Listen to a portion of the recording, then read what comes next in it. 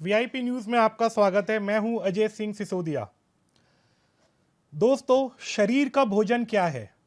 अनाज, फल, सब्जी इत्यादि ये सब शरीर की खुराक है। इन्हें पाकर ही शरीर काम करता है और यदि ये ना मिले तो शरीर काम करना बंद कर देता है।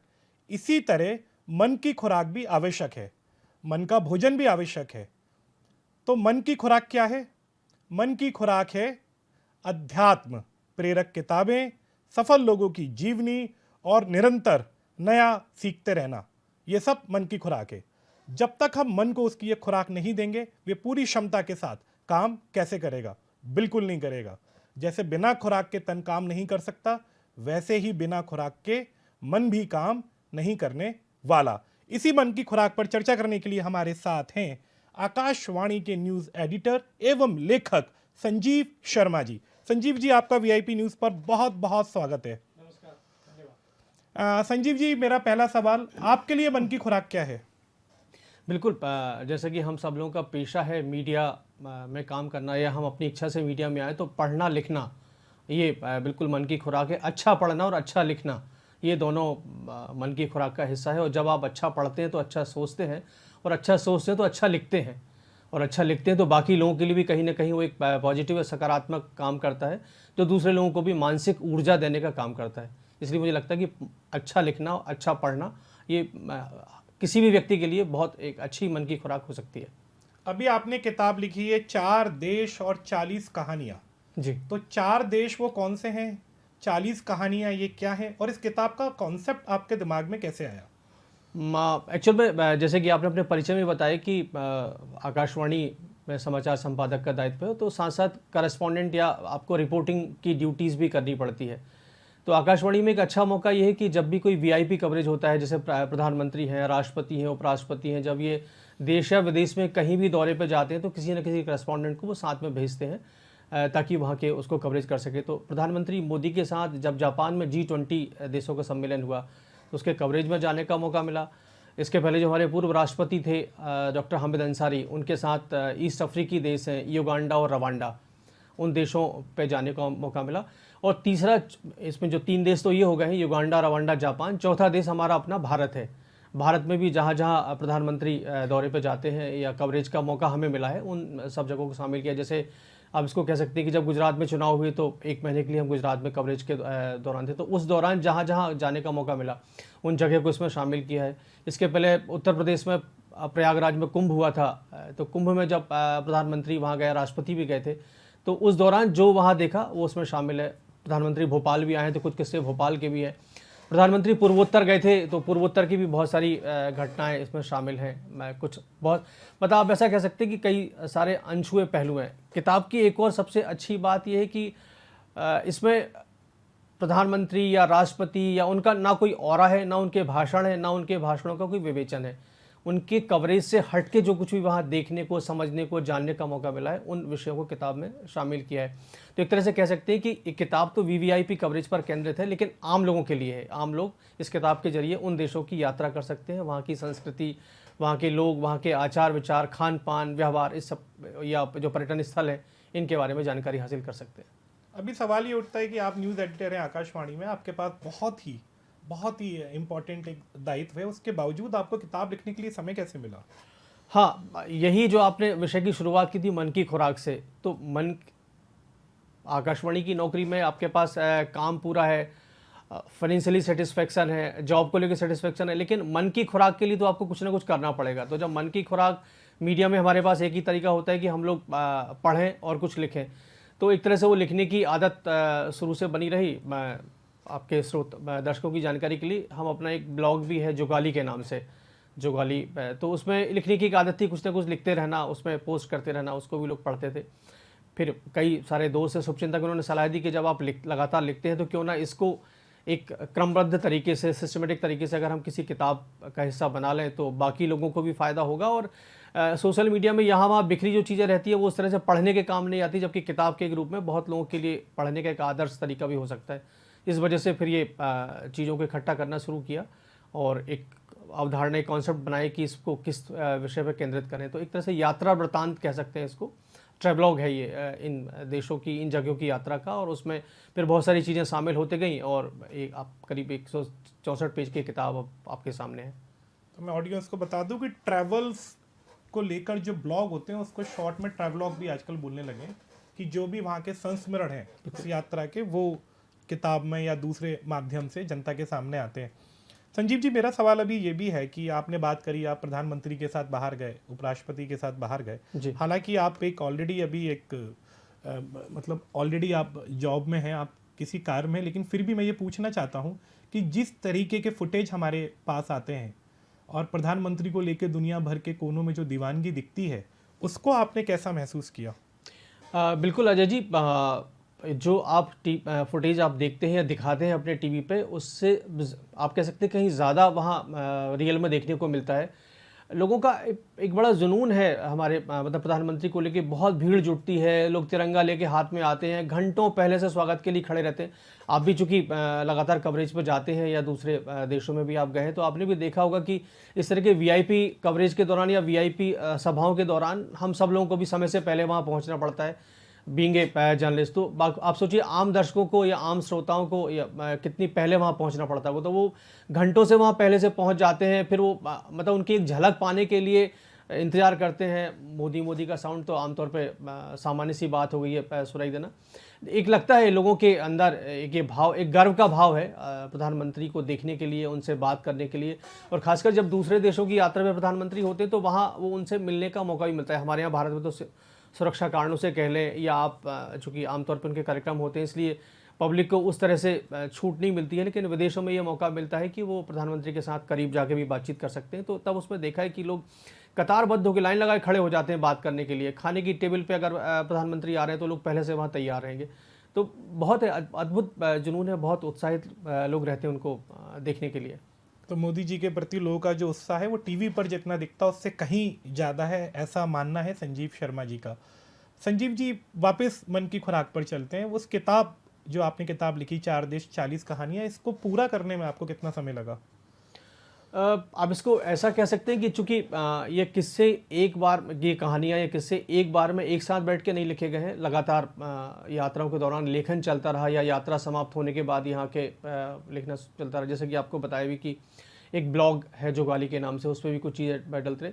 हाँ, उतने सारे लेखों में से निकालना, इस किताब के लायक कौन कौन से लेख हो सकते हैं, विषय क्रम कैसा हो सकता है, विषय का चयन कैसे हो सकता है, इस सब में ज़रूर आप कह सकते हैं समय लगा। जो कुछ करीबी दोस्त हैं, जो शुभचिंतक हैं, जो उस किताब को तैयार करवाने में जिनकी भूमिका रही है, चाहे हमारे प्रकाशक मनोज कुमार हों या और भी साथी हो, तो उन सबके साथ बैठ के एक ब्रेनस्टॉर्मिंग जैसी चलती रही।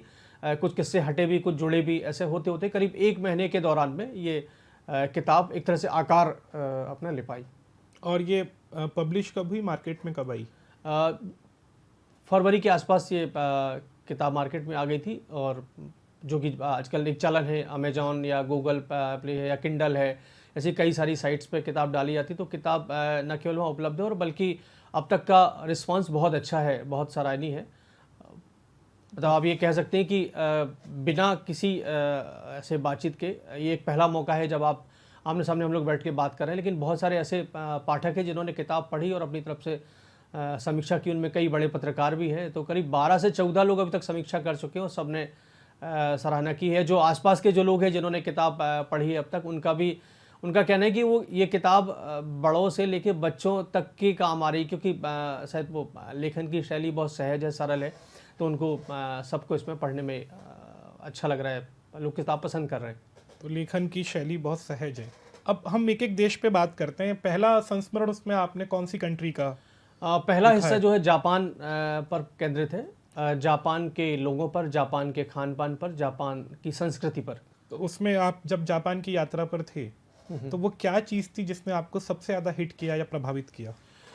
जापान, जैसे कि हम सब लोग जानते हैं कि बड़ा अनुशासित देश है। वहाँ के लोग जीवन को लेकर बहुत डिसिप्लिन्ड हैं। तो सबसे अच्छा तो ये है कि वहाँ आपको जीवन में भी एक अनुशासन देखने को मिलता है। और 2-3-4 इतने रोचक किस्से हैं जो शायद हम बताइए हमारे दर्शकों को जानना भी बड़ा होगा।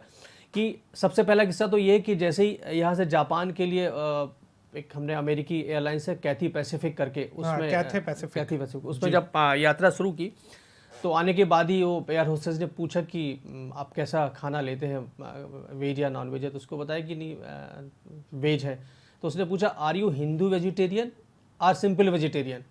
ये किसी भारत में रहने वाले किसी भी व्यक्ति के लिए चौंकाने वाली बात होती कि वेजिटेरियन के भी ऐसे कैसे प्रकार होंगे कि हिंदू वेजिटेरियन है या सिंपल वेजिटेरियन। फिर उसने बताया कि सिंपल वेजिटेरियन का मतलब होगा कि आप एग वेग भी ले लेते हैं या दूसरी चीज़ें, और हिंदू वेजिटेरियन है तो आप बिल्कुल प्याज लहसुन से भी परे रहेंगे और उस तरह का खाना खाएंगे। तो हमने उसको बोला कि आप हिंदू वेजिटेरियन मान लें, वो है। तो फिर उसने कहा ये खाना तो चूंकि एयरलाइंस में है नहीं, तो मैं आपके लिए बनाती हूँ। तो ये सोचिए कि बड़ा एक गर्व फील होता है कि एक एयरलाइंस में आप अकेले व्यक्ति हैं जिसके लिए कोई खाना बना रहा है। हालांकि खाना बनाने के लिए उन्होंने शुद्ध घी या पनीर में कह सकते हैं आप खिचड़ी बनाई और कुछ सैंडविच वगैरह बना के ला के दी, लेकिन वो एक बड़ा अच्छा अनुभव था। खान पान से जुड़ा एक दूसरा बड़ा रोचक किस्सा है कि जब हम लोग ओसाका में, चूंकि G20 का सम्मेलन हुआ था, जब हम लोग वहाँ ये कवरेज कर रहे थे, तो अधिकतर जो जर्नलिस्ट हैं, ज़्यादातर लोग हैं, सब नॉनवेज खाते हैं, सब कुछ है। तो वहाँ खाने का एक ये था, लोग चूँकि पहले से यहाँ जाने के पहले भी बहुत लोगों ने सलाह दी थी कि भाई जापान आप जा रहे हैं, थोड़ा सोच समझ के खाइए, देखिए कहीं ऐसा ना हो कि कुछ गलती से खा ले। तो बहुत ध्यान से नाम पढ़ पढ़ के खाना पीना वहाँ चल रहा था। इस बीच में एक मीडिया के एक साथी थे, वो आए, उन्होंने बोला अरे शर्मा जी आज अपना संकट दूर हो गया, बहुत बढ़िया पनीर सैंडविच बनी है, चलिए आप उसको दबा के खाते हैं तो खुराक पूरी हो जाएगी। तो वो अपना खाते हुए भी आ रहे थे और बोला बहुत ही स्वादिष्ट है। अब लेकिन मन में आप जानते हैं कि डर तो था ही कि पता नहीं पनीर है कि नहीं। तो जब वहाँ जाके देखा तो उसके ऊपर जो लिखा था उससे ये समझ में आ रहा था कि वो सूअर की चर्बी से बनी सैंडविच है। वो बेचारे खुद भी ये ओसाका की बात कर रहे हैं, ओसाका की बात कर रहे हैं, वो खुद भी शाकाहारी थे। और फिर जब उनको बताया कि ये तो अब वो ऐसा हो जाता ना, ढीलते बनता ना उगलते बनता, और कुछ चारा तो है तो नहीं, अब जितना खा चुके थे तो खा चुके थे, बाकी उन्होंने फिर नहीं खाया। जापान की एक और अच्छी बात है कि जैसे हमारे यहाँ पहले कुछ शहरों में पहले देखने को मिलता था, जबलपुर या कुछ शहरों में, कि साइकिल बहुत चलन में थी। जी लेकिन जी। जापान में पूरे तौर पे साइकिल चलन में है और इतनी अच्छे से लोग वहाँ साइकिल चलाने वालों का सम्मान करते हैं। आप आश्चर्यचकित हो जाएंगे कि आप देखेंगे कि लोग कोट पहनकर टाई लगाए हुए हैं बढ़िया और साइकिल चलाते हुए जा रहे हैं। या जो वर्किंग वूमेन है वो साइकिल चला रही है, पीछे उनके एक कह सकते हैं झूला रखा हुआ है जिसपे उनका छोटा सा 6 महीने का 8 महीने का 1 साल का बच्चा बैठा है। जी जी। और वो बढ़िया से पीछे वो भी इंजॉय कर रहा है। फिर वहाँ जैसे हमारे यहाँ बाइक स्टैंड है या कार स्टैंड है, वहाँ साइकिल स्टैंड है। लोग बाकायदा साइकिल स्टैंड पे साइकिल पार्क करते हैं, चेन ताला लगाते हैं, फिर चले जाते हैं। जब आप रेड लाइट पे पहुँचते हैं तो आप देखते हैं कि हमारे यहाँ तो होता है कि हम लाल बत्ती देखते से हम सोचते हैं कि स्पीड थोड़ी सी बढ़ा के निकल जाएं, लेकिन वहाँ साइकिल वालों को सम्मान देने के लिए लोग रेड लाइट से ग्रीन होने के बाद भी जब तक निकल नहीं जाते, क्रॉस नहीं करते, इंतज़ार करते हैं। तो एक ये कुछ ऐसी चीज़ें हैं जो सचमुच जापान से सीखने को मिलती है। मतलब बाकी हमने बुलेट ट्रेन या जो दूसरी चीज़ें वो तो बहुत सुनी है, अखबारों में सुनते भी हैं, पढ़ते भी, लेकिन कुछ ऐसी चीज़ें हैं। एक वहाँ की आबो हवा बहुत ही मतलब आप कह सकते हैं कि मायने वाली है, बड़ी शुद्ध है, क्योंकि शहर में आपको डस्ट धूल देखने को नहीं मिलती है, तो बड़ी सफाई रहती है। मतलब हमारे यहाँ तो हम एक दिन में एक शर्ट हमारे काम की नहीं रहती है, या कुछ शहरों में तो चेहरा आपका सब शाम को रहते हैं तो कहते हैं कि घर वाले भी नहीं पहचान पाएंगे। लेकिन जापान में एक अच्छी बात है कि आप एक हफ्ते तक भी आप एक शर्ट पहन सकते हैं या घर वाले आपका चेहरा आराम से पहचान सकते हैं। अक्सर बात होती है कि जीवन को कैसे जिया जाता है, इसका बहुत बड़ा उदाहरण है जापानी लोग। ये एकमात्र देश है जिसने परमाणु हमला झेला इस दुनिया में। बिल्कुल। उसके बाद आज वो सबसे डेवलप नेशंस में से एक है, उनकी इकोनॉमी बहुत बड़ी है, लोग बहुत लेबरस है, अपने देश को बहुत प्यार करते हैं। तो ये सब बातें अभी संजीव जी ने हमारे सामने कुछ और पहलू भी जापान के शेयर किए। अक्सर संजीव जी जो लोग भी जापान घूमने जाते हैं वो ये बोलते हैं कि ये देश महंगा बहुत है। तो आपका अनुभव कैसा था महंगाई को लेकर? हाँ बिल्कुल, आप महंगा कह सकते हैं। महंगा इस मायने में है कि हमारे देश की तुलना में चीज़ें वहाँ महंगी है। येन यहाँ से रुपये और डॉलर के कंपेरिजन में येन थोड़ा सा महंगा पड़ता है, लेकिन ऐसा नहीं है, वहाँ सस्ते रेस्टोरेंट भी है। चूँकि हम सब लोग तो सरकारी यात्रा पर थे, तो हमारे रुकने खाने घूमने के खर्च एक तरह से सरकार के उसमें शामिल थे, खर्चों में शामिल थे। लेकिन ये सच बात है कि कुछ रेस्टोरेंट महंगे भी हैं, इंडियन रेस्टोरेंट की जहाँ तक बात करें, और कुछ सस्ते भी हैं। नॉर्मली जैसे वहाँ देखा कि चावल की एक प्लेट जो है कुछ 1200-1300 येन में मिलती है। अगर उसको रुपए में कन्वर्ट करें तो इसके आसपास ही कुछ उसकी कीमत शायद थोड़ी सी ज़्यादा भी पड़ती होगी। अब हमारे यहाँ हम लोग 100 रुपये 150 रुपये या 50 रुपये में भी चावल मिल जाता है। या चावल हमारे यहाँ चूँकि दैनिक खुराक का हिस्सा है तो निश्चित तौर पे जब अब इस तरह की कीमत होगी तो महंगा लगेगा। लेकिन ऐसा नहीं है, जैसे कि हम लोग दिल्ली मुंबई के बारे में कहते हैं कि महंगे शहर हैं, लेकिन वहाँ आप 10 रुपये में भी खाना खा सकते हैं और 1000 रुपये में भी आप खाना खा सकते हैं। वही हाल जापान के शहरों का है कि कम पैसे वालों के लिए भी वहाँ जीवन है, और अगर आपके पास पैसे हैं, आप आर्थिक रूप से सक्षम हैं, तो फिर तो जापान पूरा खुला है। तो आर्थिक रूप से सक्षम है तो जापान खुला हुआ है। जापान जो है वो रिंग ऑफ फायर पे आता है, जो पैसिफिक ओशन में एक प्लेट होती है, जिस वजह से उन लोगों को भूकंप का और दूसरी आपदाओं का सामना करना पड़ता है। बट उसके बाद भी आज वो लोग जहाँ पर खड़े हैं, ये सीखने वाली बात है। बहुत अच्छा आपने एक जापान को लेकर आपने 2-3 चीज़ें ऐसी बताई जो हमको नहीं पता थी। इसके बाद सेकंड कंट्री आपने कौन सी अपनी किताब में जिक्र किया है? किताब में इसके बाद युगांडा और रवांडा दो देशों का जिक्र है। ये दोनों देश ईस्ट अफ्रीकी देश कहलाते हैं। और जैसे कि आप जानते होंगे, आपने भी पढ़ा होगा कि रवांडा में तो एक समय जो जीनोसाइड जिसको बोलते हैं, नरसंहार हुआ था और 8 से 10 लाख लोगों का कत्लेआम हुआ था। जी जी जी जी। मतलब उस तरह के देश में जहाँ की आदिवासी जनजातियों के बीच में इतना बड़ा संघर्ष हुआ था कि देश की आधी जनसंख्या का सफाया हो गया था। उस देश को आज देखना सचमुच में अपने आप में एक बड़ा सीखने लायक अनुभव होता है। सबसे पहला तो वहाँ की एक बहुत अच्छी बात है कि उन्होंने जो नरसंहार हुआ था उसकी यादों को संभाल के रखा है। आमतौर पे लोग बुरी यादों को भुलाने की कोशिश करते हैं भाटा, लेकिन उन्होंने उसको एक सीख के तौर पर इस्तेमाल किया है। और वहाँ एक जीनोसाइड म्यूजियम है, नरसंहार संग्रहालय जिसको आप कह सकते हैं। इस किताब में उसके बारे में बड़ी विस्तार से जानकारी है। उस संग्रहालय में न केवल जिन लोगों की हत्या या कत्लेआम हुआ था उनकी तस्वीरें हैं, इवन उनकी आप जो कह सकते हैं कि हड्डियाँ भी वहाँ रखी हैं, उनके फटे हुए कपड़े भी वहाँ रखे हैं, उस दौरान जो हथियार इस्तेमाल हुए थे उन हथियार भी वहाँ रखे हैं। और एक बहुत बड़ा, जैसे आप कह सकते हैं कि हम लोग भोपाल में जनजाति संग्रहालय या मानव संग्रहालय जाते हैं, या दिल्ली में जो बड़े म्यूजियम बने, इस तरह का बड़ा म्यूजियम उन्होंने नरसंहार के ऊपर बनाया। और इस बारे में वहाँ के लोगों का कहना है कि हम इन बुरी यादों के सहारे एक तो अपने लोगों को सचेत करना चाहते हैं कि देखो, अगर हम आपस में लड़ेंगे तो इस तरह का हाल होगा, जो मानव सभ्यता के सबसे बड़े कलंक के तौर पे जाना जाता है। दूसरा, देश फिर पीछे चला जाएगा। तो एक तो उनके लिए सबक है, दूसरा बाहर से जो आने वाले पर्यटक हैं, जो दूसरे देशों से लोग आते हैं, उनके लिए भी वो एक जीवंत दस्तावेज है कि वो वहाँ के देख सकते हैं कि अगर हम आपस में जाति, धर्म या इस तरह के मुद्दों पे संघर्ष करेंगे तो उसकी परिणति किस तरह की होती है। एक अच्छी बात है। दूसरा, वहाँ की जो राजधानी है, अब वो अफ्रीका महाद्वीप के सेफेस्ट और क्लीनेस्ट प्लेसेस में गिनी जाती है। मतलब वहाँ सबसे सुरक्षित है वहाँ का जीवन और सबसे साफ़ सुथरा वो शहर है। तो एक देश अपने पुराने जख्मों से उबर के कैसे अपने आप को, राजधानी का नाम बता दीजिए। किगाली जी। किगाली जो शहर है वो रवांडा की राजधानी, रवांडा की राजधानी, वो अपने आप में बहुत इसके लिए जाना जाता है। तीसरी, वहाँ की इन दोनों ही देशों की बात करें तो चूँकि बहुत पास पास लगे हुए देश हैं, उनकी एक अच्छी बात ये भी है कि वहाँ भारतीयों का दबदबा है, भारतीयों का बोलबाला है। मतलब जैसे ये सब देश गन्ना उत्पादक हैं, शुगर, चीनी यहाँ बड़े स्तर पर बनती है, तो उनमें बहुत बड़े बड़े भारत के नाम है। जैसे कि हम सब लोग जानते हैं, जूही चावला के हस्बैंड हैं जय मेहता, उनका बड़े कारोबार पे उनका कब्जा है। ग्वालियर के गुजरात के बहुत सारे बड़े समूह हैं जो वहाँ बिजनेस कर रहे हैं और जिनकी अच्छी मतलब वहाँ पकड़ है, पहुँच है। एक और अच्छी बात है, वहाँ की जो ये देश है, यहीं से नील नदी होकर गुजरती है, जो हम लोगों ने किताबों में स्कूल के डेज में पढ़ते हैं कि दुनिया की सबसे लंबी नदी है। तो नील नदी का ओरिजिन वहाँ से है, और रवांडा से, युगांडा से। अच्छा। और जब वहाँ एक शहर है, उसके पास से मतलब नील नदी अभी बीच में देख सकते। हाँ जी जी, बता दीजिए, आप फैक्ट चेक करके बता दीजिए, कोई बात नहीं। बिल्कुल।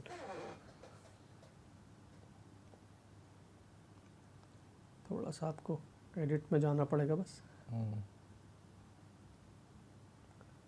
जिंजा करके शहर है, तो वहाँ का, जहाँ से नील नदी का उद्गम होता है। और वहाँ एक और अच्छी बात है कि जिंजा शहर में नील नदी के किनारे महात्मा गांधी का एक स्टैचू लगा, जो बहुत कम लोग जानते होंगे। और उसके पीछे किस्सा ये है कि महात्मा गांधी जब अफ्रीका, मतलब आज़ादी के पहले के दौर में जब अफ्रीका में महात्मा गांधी थे और उसके बाद फिर भारत आए और उन्होंने बड़े संघर्ष में भूमिका निभाई, लेकिन उन्होंने तब ही कह दिया था कि जब भी उनका निधन, उनका देहावसान हो, उनकी अस्थियाँ नील नदी में भी प्रभावित की जाएँ। मतलब वो चाहते थे कि वहाँ प्रवाह उनकी भाटी हो। जैसे हमारे यहाँ गंगा नदी का जो महत्व है, नर्मदा जी का जो महत्व है, वो वहाँ उस तरह इसका नील नदी का है। तो जब गांधी जी की अस्थियां नील नदी में विसर्जित की गई तो वहाँ उनका एक स्टैचू लगाया गया, और जब भी भारत से कोई भी वीआईपी अतिथि वहाँ जाते हैं तो वो जिंजा शहर में जाने के बाद उस महात्मा गांधी के स्टैचू पे श्रद्धांजलि पुष्पांजलि भी अर्पित करते हैं, और वो नील नदी का उद्गम स्थल भी है। तो ऐसे बहुत सारे किस्से हैं जो कि वहाँ के तरक्की में भारतीयों का किस तरह से योगदान है, भारत के लोगों को किस तरह से वहाँ सम्मान की नज़रों से भी लोग देखते हैं, या जो हम देखते हैं यहाँ से सोचते हैं कि एक आम जनमानस में ये रहता है कि युगांडा, रवांडा, इथोपिया ये सब बहुत ही गरीब उस तरह के मुल्क हैं जहाँ की मतलब आए दिन लूट मार कत्लेआम मचा रहता है। लेकिन वहाँ जाने के बाद आपको पता लगता है कि नहीं, सारी चीज़ें जैसा हम यहाँ से देख रहे हैं वैसी नहीं है। सिक्के का दूसरा पहलू भी है, वो देश बहुत विकसित हैं, विकास की रफ्तार पर बढ़ रहे हैं। वहाँ भी हमारे तरह की गगनचुंबी इमारतें हैं, वहाँ भी हमारे जैसी 5 स्टार होटल्स हैं, वहाँ भी हमारे जैसे लेटेस्ट सारे व्हीकल्स वहाँ चल रहे हैं। वहाँ की सड़कें भी हमारे सड़कों से कई जगह बेहतर भी हैं। वहाँ के लोग बहुत सहयोगी हैं। वहाँ भी आपको मॉल देखने को मिलते हैं, वहाँ भी बाज़ार देखने को मिलते हैं, वहाँ भी फल सब्जी की बड़ी वैरायटी देखने को मिलती है, और भारतीय तो मिलते ही है। तो भारतीय तो हर जगह मिलते ही हैं। अब बात करते हैं भारत की। भारत में आपने कौन सा क्षेत्र कवर किया अपनी पुस्तक में? भारत में 3 बड़े क्षेत्र मेजर जो मुख्य तौर पे कवर किए गए। एक तो पूर्वोत्तर का इलाका है, दूसरा गुजरात है, और तीसरा उत्तर प्रदेश का इलाका है, और चौथा हमारा अपना मध्य प्रदेश। मतलब इन 4 स्थानों पे फोकस है। पूर्वोत्तर की वजह ये है कि पूर्वोत्तर में हमने करीब 5 साल वहाँ असम का एक स्टेशन है आकाशवाणी का, सिलचर, वहाँ न्यूज़ एडिटर का जिम्मेदारी वहाँ निभाई है। उस दौरान अलग अलग राज्यों में, अलग अलग शहरों में जाने का मौका मिला। तो इस चूँकि जैसे कि आपको पहले ही बताया कि वीआईपी कवरेज से जुड़े कहानियाँ इसमें शामिल है, तो जब जब भी हमारे प्रधानमंत्री वहाँ पहुँचे हैं या राष्ट्रपति पहुँचे तो उन हिस्सों में जाने का मौका मिला, तो उन हिस्सों को शामिल किया है। दूसरा, गुजरात में हाल ही में इलेक्शन हुए हैं, तो इस इलेक्शन के कवरेज के लिए करीब वहाँ 1 महीने रहना पड़ा, और इस दौरान मोदी जी ने लगातार वहाँ दौरे किए हैं, तो उन शहरों के किस्से हैं। तीसरा, उत्तर प्रदेश में प्रयागराज में कुंभ हुआ था, जिसको कि स्वर्णिम कुंभ का नाम दिया था, और बहुत अच्छी व्यापक तैयारियां की गई थी। उस कुंभ के दौरान जब राष्ट्रपति या प्रधानमंत्री भी वहाँ पहुँचे तो उनके दौरान के किस्सों को इसमें शामिल किया। चौथा अपना मध्य प्रदेश है, तो यहाँ महाकाल आप जानते हैं, प्रधानमंत्री ने महाकाल लोक का शुभारंभ किया था, या प्रधानमंत्री चीते छोड़ने के लिए कूनो आए थे श्योपुर जिले में, उस दौरान वहाँ उनके साथ जाने का मौका मिला। तो कुछ इस तरह के किस्से। यहाँ भोपाल में चूँकि कई दफ़े मोदी जी आ चुके हैं, तो उस दौरान कुछ भोपाल से जुड़े किस्से हैं। तो एक तरह से कह सकते हैं इन 4 मेजर हिस्सों को, इसमें 3 उत्तर भारतीय राज्य हम कह सकते हैं, और पूर्वोत्तर के राज्यों को इसमें शामिल किया है। तो मध्य प्रदेश से जुड़ा हुआ कोई रोचक किस्सा आप हमारे दर्शकों को बताना चाहें, जिसका उल्लेख आपकी पुस्तक में भी हो? मध्य प्रदेश का एक खान पान से जुड़ा एक किस्सा है, दाल टिक्कड़ को लेके, कि हम जो लोग बुंदेलखंड के हैं उस संस्कृति के, वो तो दाल टिक्कड़ को अच्छे से जानते हैं, लेकिन बाकी लोगों के लिए शायद वो एक अनजान सी चीज़ होगी। तो जब हम लोग कवरेज के लिए जा रहे थे कूनो, तो रास्ते में ग्वालियर के आगे शिवपुरी के आसपास की बात है, वहाँ एक राजपूत ढाबा के नाम से एक था, चाय पीने के लिए रुके। तो तभी वहाँ देखा कि वो बड़े मोटे मोटे मतलब आपको जिसको कह सकते हैं हमारे यहाँ बाटी या बाफले से थोड़े से पतले वो बना रहे थे, और उनको बिल्कुल शुद्ध घी में नहाने के बाद वो दाल के साथ तो उनको पूछा बातचीत में, तो उन्होंने कहा कि हम यहाँ लोकल हम बातचीत उसको दाल टिक्कड़ बोलते हैं, हमारे यहाँ भी बाटी या उस तरह की चीज़ें बनती है। तो और बोला खा के देखिए, सचमुच वो बहुत मतलब लजीज स्वादिष्ट होते हैं, बहुत नरम, चूल्हे पर बनता है, बिल्कुल चूल्हे पर बनता है जी। वो बहुत अच्छा, बहुत स्वादिष्ट होता है। वो सूखी रोटी भी आप खाएं तो भी आपको आनंद आ जाता है बिल्कुल जी। और वो जो ढाबा के संचालक थे उन्होंने भी उतने ही प्यार से, जब उन्होंने देखा कि ज़्यादा आप रुचि ले रहे हैं उनके खान पान में, तो उन्होंने भी न केवल बड़े अच्छे से समझाया भी और खिलाया भी उन्होंने उतनी ही प्रेम के साथ। वो एक बहुत अच्छा था। महाकाल लोक का बड़ा रोचक किस्सा है, और ये तो सचमुच जैसे हम सब लोग चूँकि बड़ी हमारी आस्था है भगवान में, हम मानते हैं कि भगवान कहीं ना कहीं होती है, तो महाकाल लोक के साथ आस्था ये कि महाकाल लोक का कवरेज करने, तो जब हम गए वहाँ तक, तो रात में प्रधानमंत्री की सभा थी, और उस दौरान बहुत कम लिमिटेड लोगों का आना जाना था, तो वो बाहर से ही आप जितना देख सकते थे, और दूसरे दिन सुबह भोपाल वापसी थी। तो एक मन हुआ कि चलो बाहर से सड़क से निकलते हुए देखते चलें। आप भी उज्जैन गए होंगे, महाकाल लोक शायद अब तक आप देख ही चुके होंगे। जी जी जी। तो आपने देखा होगा कि वो एक सड़क से आप निकलते हैं तो ऊपर से एक झलक दिख जाती है कि किस तरह से उन्होंने बनाया है, क्या क्या चीज़ें थोड़ा हाइट से दिख जाता है। जब हम लोग वहाँ पहुँचे तो हमारे साथ जो हमारे उज्जैन के स्थानीय संवाददाता है, उन्होंने कहा कि चलिए सर ऊपर से क्या देख रहे हैं, एक बार नीचे से रामघाट तक का एरिया देख के आते हैं कि प्रधानमंत्री के स्वागत के लिए कैसे सजाया था। तो फिर हम लोग रामघाट तक चले गए। जब वहाँ से लौटने लगे तो आके देखा कि वो महाकाल लोक का जो मुख्य द्वार है, जो नया द्वार बना है, हमारी गाड़ी एकदम संयोगवश वहीं आके रुकी। तो कहा कि चलो एक बार महाकाल लोक के अंदर भी चल के देख के आते हैं। अच्छा, उस समय जो कि सुबह का माहौल था, बस ब्रश करके चले थे, नहाया भी नहीं था। और हमारे यहाँ माना जाता है कि हम लोग मंदिर या इस तरह के किसी पवित्र धार्मिक स्थल पर जाते हो तो नहा के उस भाव से जाते हैं। लेकिन कहा कि चलो अब अंदर आ गए तो महाकाल लोक तो देख ही लेते हैं, महाकाल के दर्शन नहीं करेंगे। तो हम लोग करीब 1 घंटे तक महाकाल लोक में घूमते रहे। चूँकि एक दिन पहले ही प्रधानमंत्री गए थे, सुरक्षा कड़ी थी, भीड़ भाड़ नहीं थी, बहुत आराम से घूमते घूमते हम लोग लौटे। तो जहाँ से वापसी के लिए मुड़े, एकदम से आप आश्चर्य करेंगे, पीछे देखा कि महाकाल मंदिर का प्रवेश द्वार वहीं था। अब ये लगा कि महाकाल मतलब उज्जैन के क्या पूरे भारत के राजा हैं महाकाल, अगर वो बुला रहे हैं कि आप दर्शन करने आ जाओ, तो मन में डर था कि यार बिना नहाए जाना ठीक नहीं है, लेकिन अब बुला रहे हैं तो चले जाते। तो जब हम लोग वहाँ अंदर पहुँचे, मंदिर पूरा खाली था, 8-10 लोग थे और हम जाके बस सामने ही खड़े हुए। तो एक महिला गार्ड है वहाँ, वो अपने आप ही आगे बढ़ के आई और बोला कि सर मुझे पता है कि आप बिना आरती किए तो नहीं जाएंगे, तो एक काम करिए, आप पर यहीं खड़े रहिए और पीछे से जो लोग आ रहे हैं उनको निकलने दीजिए। अच्छा, उस समय तक हम लोगों को पता भी नहीं था कि ये कोई आरती का समय है। और हम लोग रुक गए और बस रुके ही हैं। 2 मिनट बाद महाकाल की आरती शुरू हो गई। 5 मिनट करीब की आरती थी और वो आरती दी और निकल आए। तो कहने का मतलब ये है कि जो जब आप किसी चीज़ में आपकी आस्था होती है, जो हम लोग कहते हैं आम बोलचाल में कि भगवान आपको बुलाते हैं तभी आप जा पाते हो, तो उस दिन महाकाल ने बोला कि ये सारी जितनी नियम कानून रहते हैं उनसे परे आप आके अब दर्शन करिए और बहुत अच्छे से दर्शन करिए। तो वो एक मौका मिला। ये इस तरह की कई सारे इसमें किताब में आपको किस्से पढ़ने को मिलेंगे जो मस्जिद से जुड़े हैं।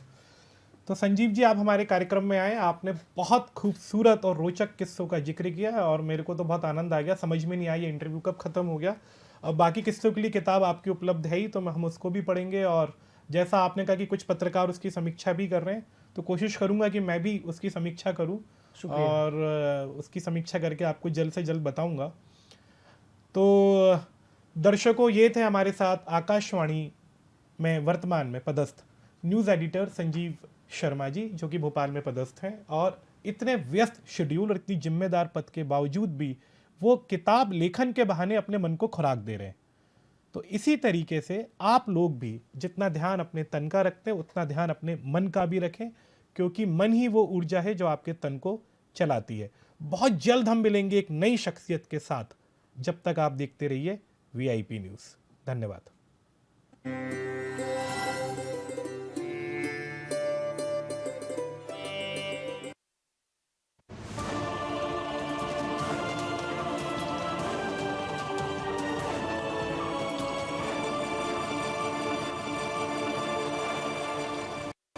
पंजाब